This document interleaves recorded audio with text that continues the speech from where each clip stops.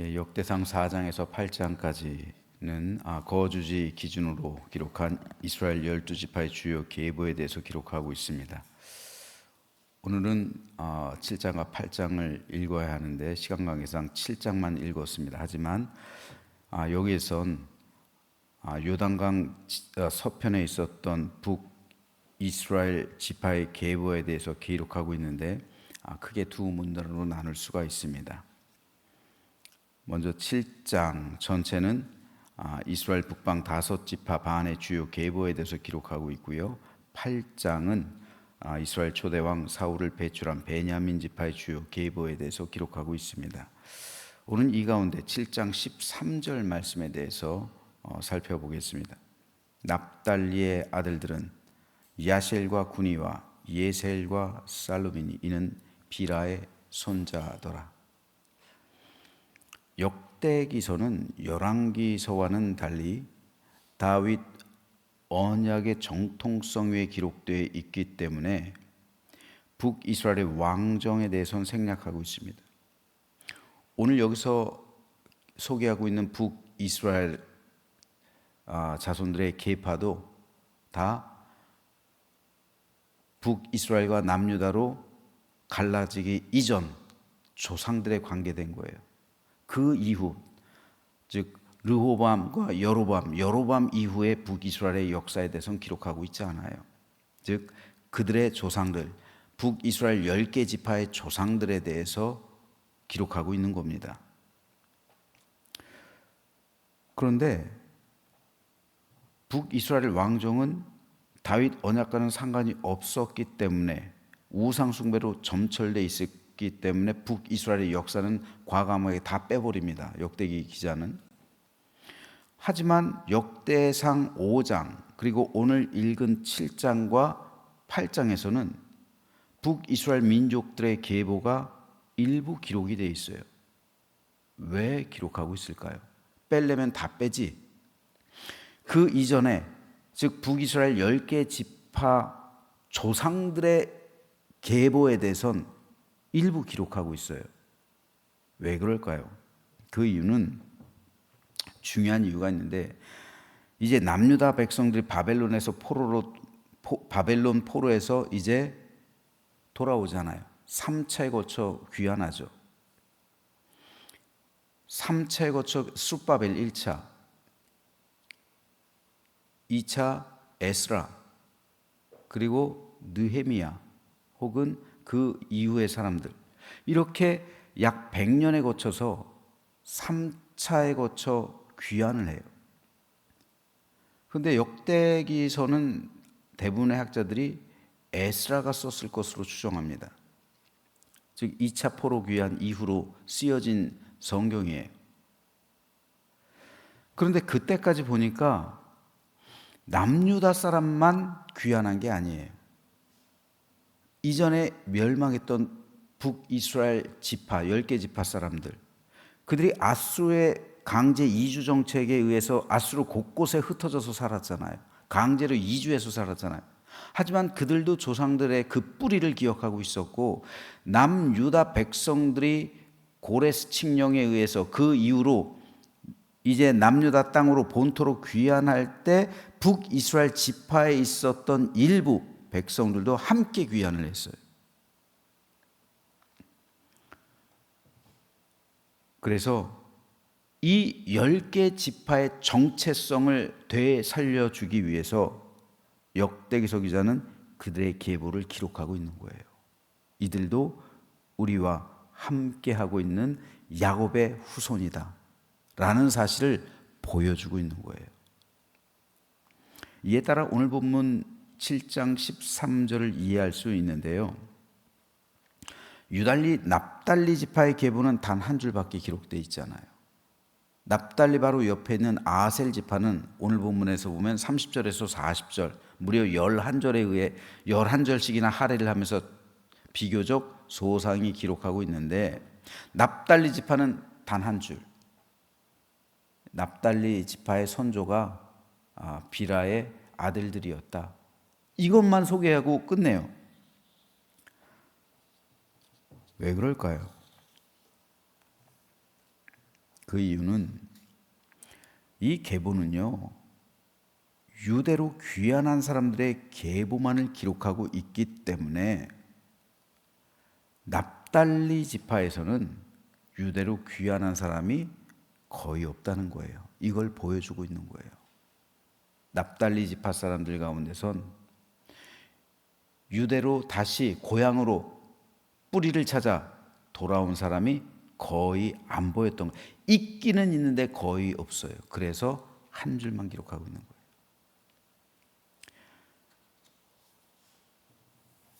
유대로 귀환한 사람에 한해서 이들에게 정통성을 주기 위해 역대기서 기자는 북이스라엘 지파 계보를 기록하고 있어요.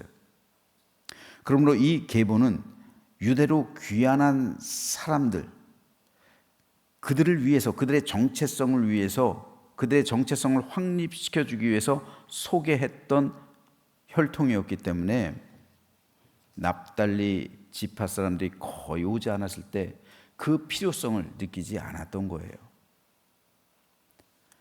그러므로 이 계보는 모두 유대로 귀환한 사람을 위한, 그들이 유대에서 정착하며 살 때 그들의 선조로 그들의 뿌리를 잊지 않게 하기 위해서, 그들의 정체성을 살려주기 위해서 배려해 주었던 역대기 기자의 배려였던 것을 볼 수가 있습니다. 이 사실을 이해하면 두 가지 중요한 사실을 깨닫게 되는데요. 첫째로 방금 말씀드렸던 것처럼 납달리 지파에서는 귀환한 사람들이 거의 없었다는 사실이에요. 하지만 납달리 지파는 그래도 한 줄이라도 기록되어 있죠. 단 한 줄도 기록되어 있지 않은 지파가 두 지파가 있어요. 단 지파, 스불론 지파입니다. 즉 단 지파 사람들과 스불론 지파 사람들은 단 한 명도 귀환 대열에 동참하지 않았던 것을 알 수가 있어요. 그래서 역대기 기자는 단 지파와 스불론 지파 조상들에 대해서는 아예 기록하지 않아요. 기록하고 싶어도 함께 했던 사람들, 즉 정체성을 확립해 줘야 될 사람이 아무도 없었기 때문에 기록하지 않은 거예요. 지도를 하나 보겠습니다. 동그라미 속에 단지파. 원래 단지파는요, 저 밑에 있었어요. 그런데 위로 올라와서 자신의 라이스를 정복하고 단이라고 이름을 바꿨잖아요. 그래서 저기서 정착했잖아요. 갈릴리 위쪽에 이렇게 4개 지파가 있어요. 이사갈 지파까지 하면 5개 지파예요. 그 가운데 맨 아래에 있는 이사갈 지파와 맨 왼쪽에 있는 아셀 지파는 오늘 기록되어 있어요. 하지만 스불론 지파, 납달리 지파는 빼져 있고요. 그리고 단지파는 빼져 있고 납달리 지파는 단 한 줄만 기록되어 있어요. 이 3개 지파는요, 유대로 귀환할 때 오질 않았어요. 납달리 지파 자손만 몇 명 왔어요. 그래서 단 한 줄 기록되어 있어요. 왜 이 사실이 중요하냐면요, 이사야 선지자는 메시아가 오실 때 바로 이 지역에서 오실 것임을 예언하고 있기 때문에 그래요. 이사야 선지자가 예언합니다. 전에 고통받던 자들에게는 흑암이 없으리로다. 옛적에는 여호와께서 스불론 땅과 납달리 땅이 멸시를 당하게 하셨더니 후에는 해변길과 요단수 저쪽 이방의 갈릴리를 영화롭게 하셨느니라. 이방의 갈릴리, 이방의 갈릴리라고 칭하고 있어요. 흑암에 살던 백성이라고 칭하고 있어요. 흑암에 살던 백성이 큰 빛을 보고 사망의 그늘의 땅에 거주하던 자에게 빛이 비치도다. 즉 단과 납달리 그리고 스불론 땅, 갈릴리 지역이거든요. 그 땅을 일컬어 이사야 선지자는 이방의 갈릴리라고 말하고 있고 흑암의 땅이라고 칭하고 있고, 그리고 고통받고 있고 그늘진 땅, 사망의 땅이라고 표현하고 있어요. 왜 그렇습니까? 이 지파들은 하나님의 언약을 잃어버렸기 때문에 그래요. 하나님의 언약과는 상관이 없어요. 그들의 후손은 약속의 땅으로 돌아오지 않았어요. 따라서 이 지역에는 주로 이방인들이 살아갔어요. 그러니까 이방의 갈릴리라고 말하는 거예요. 이 지역은 하나님의 언약과는 전혀 상관이 없어서 영적으로 볼 때 흑암과 사망의 지역에 그 후손들이 아무도 돌아오지 않았어요. 하지만 메시아께서 이 흑암과 사망의 땅에 임하셔서 그 땅을 비추어 주실 때 그 땅에 생명과 구원이 임하게 될 것이고 이방의 갈릴리, 그 땅이 이제 영화롭게 될 것이라는 예언이었던 겁니다. 그러니까 이사야 9장에 있는 이 예언의 말씀은 메시아에 관한 예언인데 메시아께서 낮고 천한 지역 이방의 갈릴리 그곳에서 임하실 것이다 라는 예언이었던 거예요. 그래서 이 이방의 갈릴리를 영화롭게 하실 것이다 라는 메시아 예언이었던 겁니다. 실제로요, 예수님께서 자라나신 나사렛 지도 다시 한번 보여주세요. 나사렛은요 스불론 지파의 땅이에요. 그리고 주님 사역의 중심지였던 가버나움 납달리 지역의 땅입니다. 예수님께서 너희는 나를 누구라고 생각하느냐 라고 물었을 때 베드로가 주는 그리스도시요 살아계신 하나님의 아들이십니다 라고 고백한 곳은 단지파의 땅이었던 가이사랴 빌립보예요. 주님은 그곳에서 또 내가 내게 이르노니 너는 베드로라 내가 이 반석 위에 내 교회를 세우리니 음부의 권세가 이기지 못하리라 라고 선언하셨습니다. 즉 하나님의 빛이 어둠에 비추어서 어둠이 물러가고 빛의 자녀들이 어둠의 권세를 이기게 될 것이라는 승리 선언이었던 겁니다. 이 말씀을 주셨던 곳이 바로 단지파의 땅, 사망의 땅, 죽음의 땅, 그리고 고통받던 땅, 흑암의 땅, 예수님께서 활동하셨던 것이 바로 그곳입니다. 이방의 갈릴리. 그래서 이방의 갈릴리를 영화롭게 할 것이다 라는 이사야 선지자의 예언이 예수 그리스도의 오심으로 성취되었던 거예요. 이것은 오늘 우리에게도 중요합니다. 우리도 한땐 사망의 권세 아래 어둠 속에 살아가던 존재들이에요.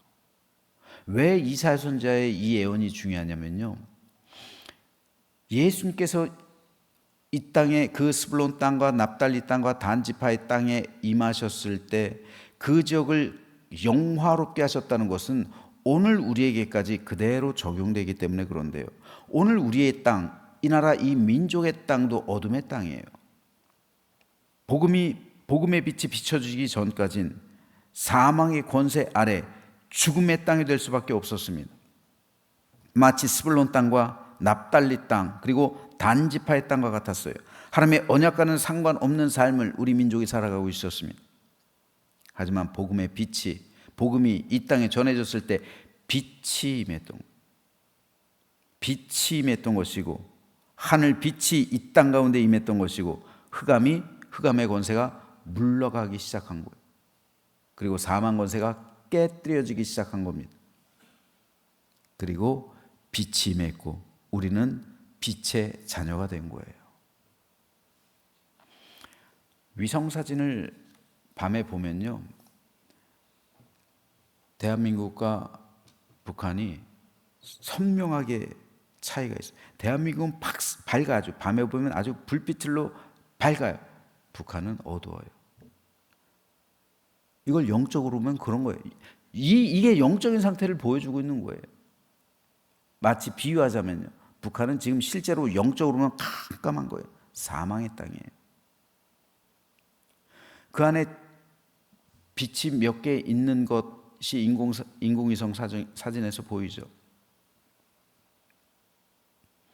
북한에 있는 지하교회와 지하교회 성도들, 그들이 빛이에요. 그러므로 우리가 예수님을 믿는 믿음 가운데 살아가고 있다는 사실이 얼마나 소중하고 감사한지 몰라요. 그래서 우리는 빛의 자녀답게 살아가며 우리에게 임한 빛으로 세상 어둠을 몰아내야 합니다. 그리고 그 빛을 북녘 땅에 전해야 되는 거예요. 그래서 어둠이 환하게, 어둠이 물러가고 사망 곳에 물러가고 환하게 비춰져야 하는 거예요. 이에 대해서 바울의 권면을 소개하면서 오늘 설교를 마치도록 하겠습니다. 바울은 에베소 교회를 향해서 이렇게 말합니다. 세번역 성경을 한번 읽어보겠어요. 여러분이 전에는 어둠이었으나 지금은 주님 안에서 빛입니다. 빛의 자녀답게 사십시오. 빛의 열매는 모든 선과 의와 진실에 있습니다. 주님께서 기뻐하시는 일이 무엇인지를 분별하십시오. 여러분은 열매 없는 어둠의 일에 끼어들지 말고 오히려 그것을 폭로하십시오. 즉 어둠을 폭로하라는 거예요. 빛이 임하면 어둠이 물러가죠. 마찬가지로 하나님의 백성이 불의한 세상 가운데 빛이 되어 임하게 되면 어둠의 정체가 폭로될 것이라는 거예요. 정치권이 마찬가지예요. 진정으로 좋은 그리스도인이 정치권에 들어가면 그 어둡던 그 정치권, 그 사망 권세가 사로잡고 있던 정치권이 악함이 폭로가 되는 거예요. 그리고 빛임에서 모든 어둠 권세가 물러가게 되는 거예요. 이것이 우리 사회에 빛이 임하게 되면 어둠의 정체가 폭로되는 겁니다. 사망의 정체가 폭로되는 거예요. 그래서 물러가게 되는 거예요. 이걸 말하고 있는 거예요. 그들이 몰래 하는 일들은 말하기조차 부끄러운 것들입니다. 빛이 폭로하면 모든 것이 드러나게 됩니다. 드러나는 것은 다 빛입니다. 그러므로 잠자는 사람아 일어나라.